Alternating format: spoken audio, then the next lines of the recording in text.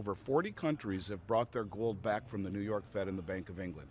India, as an example, bought more gold in the first few months of 2024 than they did all of 2023, and they brought all of that home along with 100 metric tons they've held at the Bank of England for a very long time. There is a drive to repatriate the price of gold. There is a drive, or repatriate gold in terms of possession, and there is a drive to revalue the price of gold to reflect a balance sheet across the globe that are filled with liabilities. And as it is right now, gold is not allowed to offset those liabilities on the balance sheet and is valued across the globe at $35 an ounce on those balance sheets.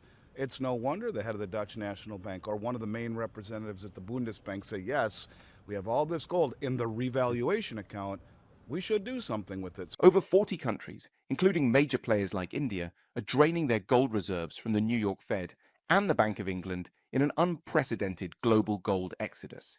In 2024, India alone repatriated 100 metric tons of gold, more than their total purchases for the entire previous year. Meanwhile, central bank gold buying surged to record levels, with October and November purchases doubling the 12-month average. Andy Schectman uncovers the shocking reason behind this frenzy. Central banks are preparing for a global financial reset that could upend the US dollar's dominance and reshape the world's monetary system. Gold is held in every central bank balance sheet, ironically enough, in an account called the gold revaluation account. You have the head of the Dutch National Bank who's been advocating for revaluing the price of gold for a very long time. This isn't a new topic, by the way. I mean, Roosevelt confiscated gold in April of 1933, paid everyone $20.56 for their $20 gold piece. That 56 cents 100 plus years ago had significant purchasing power back then when a loaf of bread was a nickel, and you're getting an extra 56 cents for every $20 coin that you turn in. It had significance. People were happy, and then immediately he devalued the dollar by 40%, making gold $35 an ounce. And so it was revalued in essence. And we saw the same thing in 1971 when Nixon closed the gold window, only it was revalued by the market, not by a central authority. The window was closed at $35 an ounce, and here it is today at over $2,700 an ounce. It was revalued.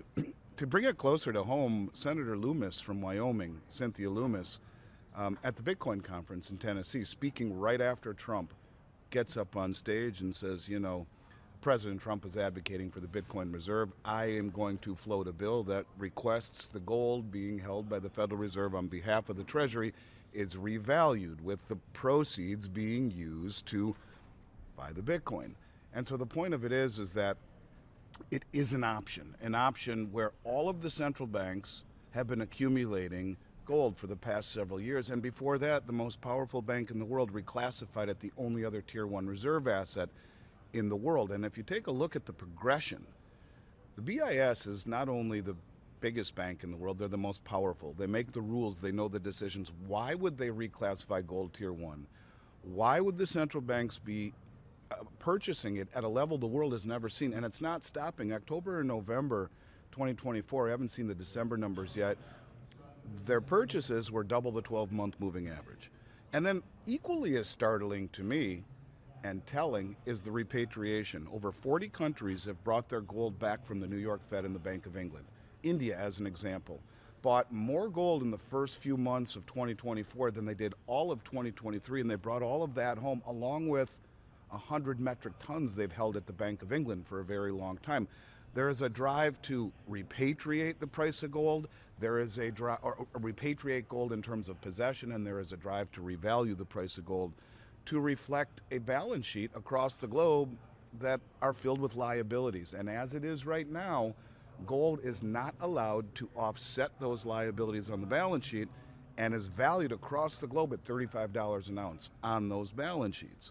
It's no wonder the head of the Dutch National Bank or one of the main representatives at the Bundesbank say, yes, we have all this gold in the revaluation account. We should do something with it. So yeah, I think it is an option. It's a lot easier than inflating outright or defaulting outright. Put the gold, and as crazy as it sounds, Kai, you put it at $142,000 an ounce, and 100% of your liabilities on the U.S. balance sheet would be offset with gold and would give you options. And you know, every $4,000 increase in the price of gold, the Treasury General account gets $1 trillion free and clear. Is it crazy? Yeah, it's unconventional, but it's being bantered around by a lot of people. And when I saw it come closer to home with Senator Loomis actually bring it up, I started to think, well, this is something that's on the table. They certainly notice it. It would create hyperinflation. It would eradicate debt across the whole spectrum, and then would hopefully allow a new system to rise from it. What we're talking about is a reset. It's a reset, and it's a way to, I think, reliquify all of the central banks and start on a foundation of solid money. The central banks are the ones that would benefit more than any. You talk about the people who will even own an ounce of gold, it's the pimple on the elephant's rear end. Because as Rick Rule will say, if you ask him, he's here, he'll say 0.5% of the American public owns any gold whatsoever. You're talking a minuscule amount. So the big amount of gold is held by the central banks. It would benefit all of the central banks. The United States is 42.22. And I'm not exactly sure when they valued it and officially made it at 42.22, but all of the European countries, the Bundesbank included, is $35 an ounce on their balance sheet. And they call it the revaluation account. So in essence, if you think of a balance sheet, everything's balanced. They have their gold in their asset category, and they have the exact same amount in the revaluation account on the liability side. So they offset, because the way the rules are right now, you cannot offset a liability with your gold. What they're all saying is, let's put gold at a much higher level and write it off against all of our liabilities. And in essence, just like that, your balance sheet. Now, people will say, well, does that mean they have to sell the gold? No. It just means that their liabilities and their assets have balanced out, which would give them the ability to do other things that they otherwise couldn't do.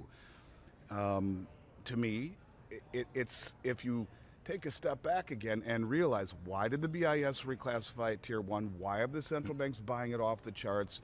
And why are they repatriating it? And I'm not saying it's going to happen, but I'm saying it's something they notice.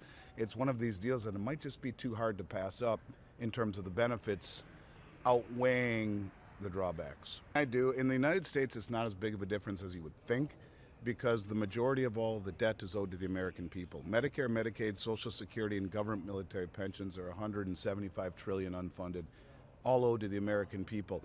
And over the last several years, as the Americans have been chasing yield, leaving the banks, going to money markets, record $7.5 trillion in money markets, that's all invested in treasuries. The insurance companies, the pension funds, they're all invested in treasuries. As we have been chasing yield, the American public has been buying the treasuries. At the same time, most of the world has been shedding and rolling off their treasuries and replacing it with commodities. We only owe $7 trillion to the rest of the world. If we were to Jasara, in essence, just forgive the debt, most of it would be on the American people. It would be a lot easier to start over and reset it that way. But I don't think that's something that they want to do. This would kind of be a more, it would, in essence, kind of be the same thing to a degree, but it would be one that would, I think, not immediately put the United States in a position of loss of credibility completely and totally. No one's going to trust them again if they just outright default. Based, if you take the debt and divide it by the number of ounces supposedly held at Fort Knox in the New York Fed. So no, it wouldn't. And that's the clever thing, the way that they do with the debt is that's off balance sheet. Most people never even think about it. But Medicare Part B is $99 trillion underfunded in and of itself. Part D, the prescription's $22 trillion. Social Security, $77 trillion. These are problems. Bad enough that we have an acknowledged debt of almost $37 trillion. It's in essence, it's increasing at the rate of about 100,000 per second. So as we have done this interview, we're already several $1 million deeper in the hole and growing. And so yeah, no, it doesn't. But it would certainly be an approach to begin our journey to reconciling our massive indebtedness. You'll see I talked about Adam Glapinski. He's the head of the Polish National Bank. And Adam said something that caught my attention that I screamed about. I'm sorry, I'm remiss, I didn't say it with you. Perhaps the question didn't go that way. Now, I'm going to paraphrase what Adam said, but I think it's very, very, very interesting that a central banker said what I'm about to say. So they were talking, he was asked, why is the Central Bank of Poland buying so much gold? And you're right, the number that he did say is we want to have it represent 20% of our assets. He said, something to the extent, and I quote, Poland owns gold because when someone shuts off the power to the digital financial system, a system where all the electronic accounting records are held digitally, we hold gold because when that happens, we will have the ability to rebuild our system. He says, now I'm not saying that's going to happen, he says, but it's the job of the central bank to be prepared for anything. In essence, what he is basically saying is that you get some sort of an event that blows up the internet or blows up the electronic accounting records, an EMP, whatever it is. And I found it to be very shocking that you would hear something like that from a head of a central bank basically saying, you know, when the electronic accounting records go poof, well, this is why we own gold. And it was very shocking to me. So I've been following the Polish gold acquisition. It's been going on for 2 years now. They bought an awful lot in 2023 as well. And they are very rapidly crawling up the chart of countries that have the most gold per capita or towards their in relation to their GDP especially.